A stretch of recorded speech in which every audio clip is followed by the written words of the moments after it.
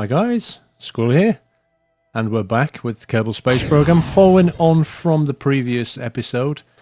As you can see, the last thing I did was detach my orbital vehicle, and we're just left with a payload. So I set to control. If you right click on your control unit, take control from here. Now, how do we get this down to there? First of all, I need to set my target. So I need to decide which port I'm actually going to dock to, and then if you right click on it and do set target, then Kerbal will basically designate that as the target or reference to it. The trick here, obviously I've got RCS turned on. The trick here is, I'm just bringing up the smart ASS because then I can use the kill rotation if things get out of control. But the trick is, because there's no sense of up in space. So when you press the WASD keys to rotate, it's going to rotate relative to an axis, and I have to find out which way up is. Now there are also translation keys. By translation keys, I mean the kind of move left, move right, move up, move down, and then forward and backwards. And those keys are the IJKL. So you can have your fingers on WASD and IJKL. That will allow you to do rotations and translations. The only other thing then is H and N, which go forward and backwards. But what I'm trying to do here is just basically spin around until I work out which way is kind of up and left by pressing the I. Just tap the I key, see which way the RCS fires, spin around, press the J key until that fires, see which way that is, and just kind of get it and then orient the payload so that my keys make some sense. So when I press J, it will actually go left or it will go right, depending on how I want to do it. So that's essentially what I'm doing right here, is just getting my orientation of my payload. Now you can see that's where I'm going, so I'm going to set that as target. Now I've got my orientation. What I've got to do now is obviously I've got to move left and I've got to move down. Then make sure my rotation is aligned up. I've got to get my fuel can lined up with that other fuel can. And then it's a case of just gently moving forward until I get to where I want to go. Now, when your docking port gets very close to the target docking port, the magnetic will take over and it will snap you into position. But if you've got SAS, or if you can see I've got the SAS turned on there by pressing the T key, for some reason, I don't know why, it doesn't dock properly when you've got SAS turned on. So when you do get your docking port close, press the T key to disengage that SAS, otherwise it won't snap shut properly. The trick here really is to be patient. Obviously, press F5 and save it. But this is tricky, there's no doubt about that. It takes practice to get better at it. Just keep trying by pressing F5. If you screw it up, if you fly past to get out of control, hold the F9 key, load it back in, and practice until you get the hang of it. It's not difficult once you get the hang of it. It is difficult doing a nighttime docking, which is around the back of the planet. That is tricky because you can't see your own craft properly unless you've put lights on there and some batteries. But get into the daytime to do this when you're first trying it out. Patience is the key, and also just aim to move one thing at a time. So don't try fancy maneuvers, don't try spinning around and translating at the same time. Translate, go left, then slow yourself down, then go up, slow yourself down, and rotate, slow yourself down. That way you'll find it's a lot easier. You can get yourself into a real mess if your can spins around a little bit and suddenly your controls, left isn't left anymore. That's when it all starts to unravel. And at that point, you just kill the rotation with the smart ASS and then reorient yourself if you like. But at the moment, you can see just gently tapping over to the left. Then obviously I need to come down a little bit. And then obviously keep your eye on the distance to target, but bear in mind that isn't necessarily the distance to contact. You can see if I moved up now, I'd smash that solar panel off, even though it's saying I'm 10 meters away. So move the camera around and keep checking where you are. Unfortunately, you are watching on a 2D monitor and the game's in 3D, so the only way to get the sense of depth is to kind of spin your camera around. A couple of times that's caught me out. It's looked like I'm further away than I really am. When I spun around, suddenly go, oh my god, and pressed the back key to back up before I smashed my own space station to pieces. But at the moment, you can see it's looking good. I'm lined up. The can is lined up. Just need to tap up a little bit just to kill that movement. Touch up, and we're moving forward very slowly. So I'm just bringing it up, zooming in now. Now watch what happens. I've got the ASS enabled. I'm going to have to turn that off in a sec. You can see I've overshot just a touch. So I've actually just bounced off. But because I'm going so slowly, I don't do any damage. Now it's trying to snap. Turn the SAS off and bang, it snaps shut. You know when it's worked because your vehicle will just become one vehicle. And there you go. That's the second can on the space station. Looks fantastic, doesn't it? Really does, with all the lights on. Looks absolutely terrific. Really impressed with how it turns out. Now, the third can is pretty interesting. Let's take a look at me docking that. Look at this. You know, I said nighttime docking is difficult. When you've got loads of lights on your space station, though, it's beautiful. Look at that. Same thing, just bring it in, disable SAS, and it should just snap into position. But that's one of the reasons why I put those lights on the space station pointing outwards somewhat. It's so that when I came in for these kind of docking moves, I could see what I was doing, and also the space station lit up. Just looks wonderful. I'm slightly off there, so I'm just gently tapping some translation there to the left and then a little bit forward. Kill the SAS, and it should just dock. You can see SAS is on. You see it bouncing around. It doesn't want to snap shut. Turn it off and then go back. Come on, come on, come on. Can be a little bit finicky. It just doesn't want to dock. Look at it. There we go. At last. 3 fuel cans. Let's get rid of that. Have a look at it in all of its glory.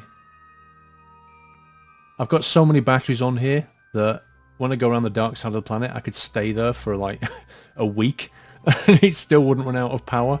It's ridiculous how many batteries I've got. But even with all the lights on, it just doesn't drain the resource. And also I've got these, each fuel can has got nuclear reactors on it, which are somewhat of a cheat in the game, to be honest. They'll just generate electric all day long. I think I could stay on the dark side of the planet for about 100,000 years and still have lights going. Presuming the bulbs lasted anyway. But anyway, shall we take a look at the final tank and then we'll see the space station in all of its glory. So here we are. This is the fourth part. Just to go over some of these concepts again, just in case you didn't quite understand. We're doing a retrograde burn at this point, which is going to collapse that periapsis.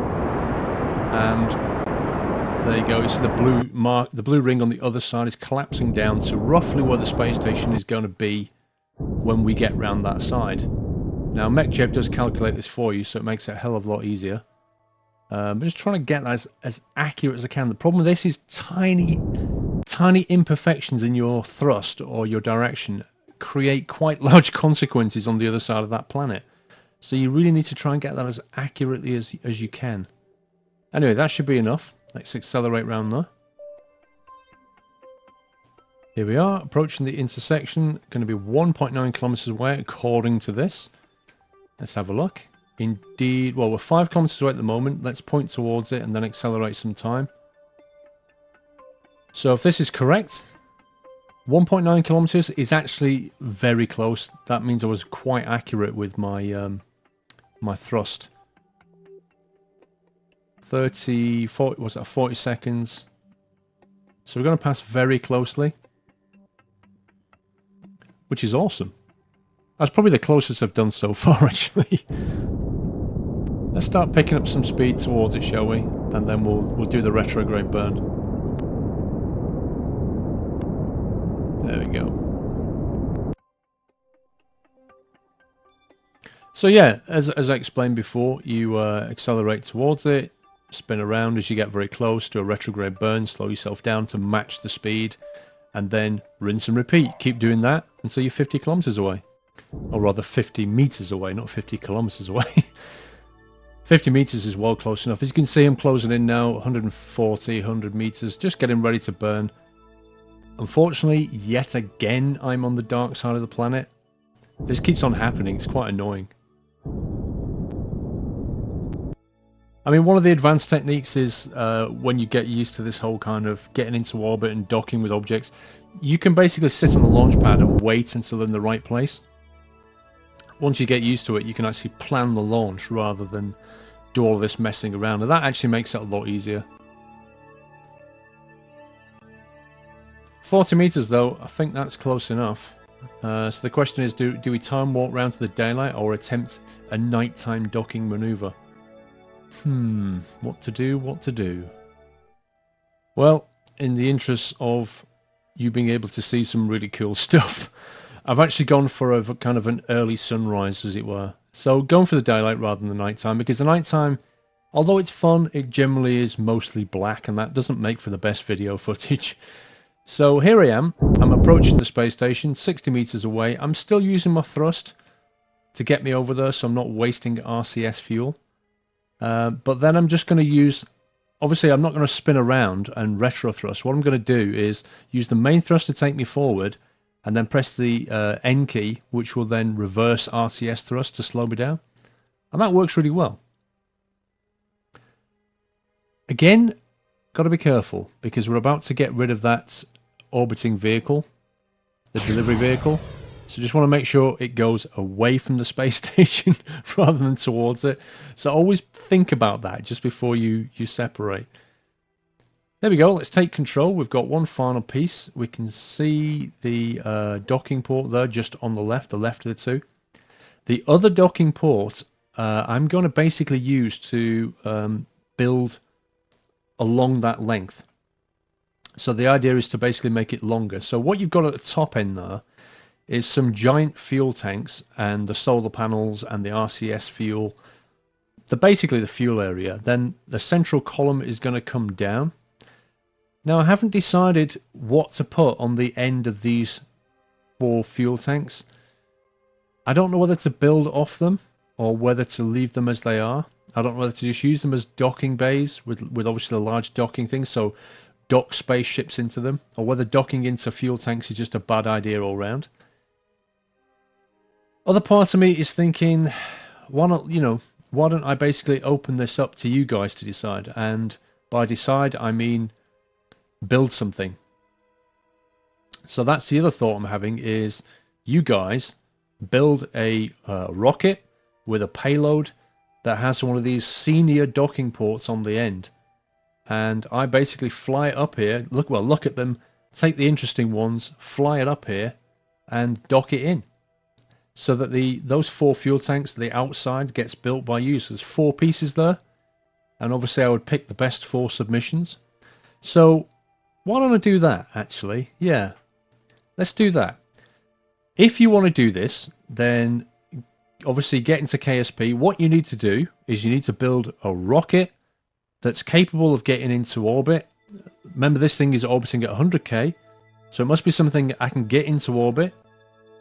It must be something that I can deorbit the delivery vehicle so that it smashes into the Earth. I don't want that flying around. And then you end up with a payload like this, which has got some RCS thrusters on it. Remember, you must have a control thing on it, and it must have some kind of power supply, because if you haven't got electric, you can't use it anymore. And it must have that senior docking port on the end. But other than that, it can be pretty much any shape you want. Don't want any more fuel tanks, got plenty of fuel. I'm going to build habitat separately. So just something interesting, fun, different. Build a ship for it. Get some screenshots. And then email me. Email me a picture of it, of the payload. I don't care what the rocket design is. I don't care if it uses rocketry or not. If it just uses the default Kerbal, that's fine. If it uses Kerbal with rocketry, that's fine. If it uses MechJeb, that's fine. No other add-ons whatsoever must be used, because I'm not using those. But if it's something you want to do, then email your submissions in. The email address is in the video description. Send me a screenshot. If it looks pretty interesting and cool, then I'll say send me a link to the ship. I'll try it out, and if I can fly the ship up here and dock it, and it looks cool, I'll use it in a video. And we'll build those 4 outside fuel tanks. I'll slap on components generated by you guys. So if you want to do it, send them in. If you don't, then fair enough. I'll build my own. That's fine. But it just sounds like a bit of fun. If you're playing Kerbal, then here's your opportunity to get your part delivered in space on a video. Be quite fun. I have no idea what you're going to come up with. It can be all kinds of wacky designs. The more fun, the better. But like I say, it must be flyable up here. I must be able to dock it. If it's really hard to fly or really imbalanced or doesn't have enough fuel, then I'm not going to use it. So make sure you test it out. Don't forget the previous videos contained a link to the original rocket that you could use to start the space station off.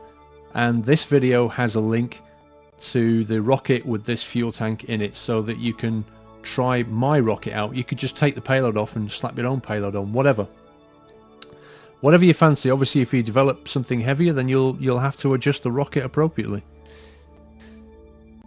There you go, guys. What do you think? What do you think? I think that looks so cool. The next part, of course, is to build that bit there. This docking port here, I'm going to build along this way, so the length of the space station is going to come down from that point. The very top end can just be used as a refueling point for rockets that are going off to faraway places. They just dock here and grab some fuel, or the rockets that bring fuel up here as it's depleted. Final thing to do, which I didn't show in the last video, is deorbiting that delivery vehicle. So let's just do that now. This is what I did for the other four, for all the 4 tanks. You can see that our orbit is exactly matching that of the space station at the moment. So we're in perpetual orbit. We don't leave this up here. Leaving junk around in Kerbal is a bad idea anyway, because it just takes up more memory, more processing. Excuse me, more processing power. It's more things for Kerbal to process, so you just want to get rid of it. But also because when career mode does finally come, you will need to recycle stuff, so you may as well get used to how to do that now. So here we go. We're just basically going to point at our retrograde, and the idea is by thrusting to the left on your screen there, it will collapse our orbit. It will drop our periapsis, if you like, until it intersects with Kerbin. And just got to think about what I want to land. I've got plenty of fuel to do this, but I probably want to go for a land rather than a sea landing, because it's much, well, I don't know, there's no particular reason, but there we go, we ran out of fuel. But that was way enough fuel left to deorbit this thing, so now we're just going to wait, time accelerate, and we shall land. There we go, falling into the atmosphere at a ridiculous speed, 1400 meters per second. That's 1.5 kilometers every second. This thing would just totally disintegrate at this point, but I think there's an option to enable realistic re-entry damage, but it's turned off by default. Also, I don't think it models atmosphere re-entry that accurately, but yeah, you need protective tiles basically. There's no way this vehicle could survive a re-entry as it stands. So as I say, I put 4 side parachutes on. I'm hoping that that's enough parachute for the weight. I got rid of all the fuel, so that helps. It really depends on what the surface velocity is at the point where it makes the impact. Anything above gravity, anything, you know, around 10 meters per second, and it's probably going to blow up. So we'll see what happens. 7.2? That, in theory, should be okay. If this thing detonates, then what you basically need to do is put some more parachutes on. But if I had more fuel on board, then I would be falling a bit quicker. Let's see if that's fine. It's fine. Apparently that's fine. So there we go. Safely landed it back on Kerbin. We can just end the flight, and that will then get destroyed. And that, as they say, is that. That's the space station as it stands. Plenty of fuel. Going to come back for more later and build onto this.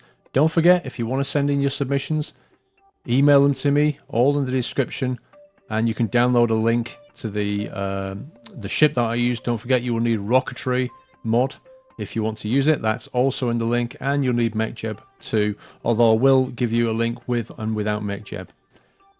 Hope you enjoyed that, guys. Hope you look forward to more, seeing Kerbal Space Program and how this space station is going to progress. Once it is done, I shall then start to work on going to faraway places. Very exciting. Take care, guys. Happy trekking.